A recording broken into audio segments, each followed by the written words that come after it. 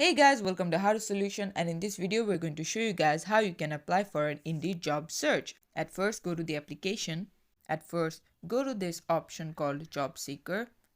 Then scroll down until you see Browse Jobs, Jobs by category or Jobs by region. At first go to England if you are from England, and then wherever you're from, suppose I'm from Rutland, so I'll click on that.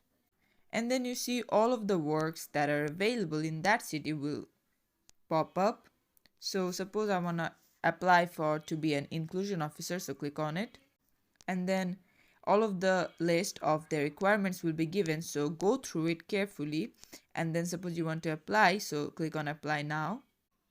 After that you have to type in again apply for this job, and then it will pop up you to Recruitment Hub, and there you have to put your first name, last name, email, password, confirm password, and then upload a CV, and then tick on all of them.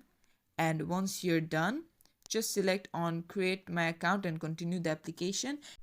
And this is exactly how you can apply for a job on Indeed. This is it for the video. Thanks for watching. Please leave a like and subscribe for more tutorials like this, and until then, take care.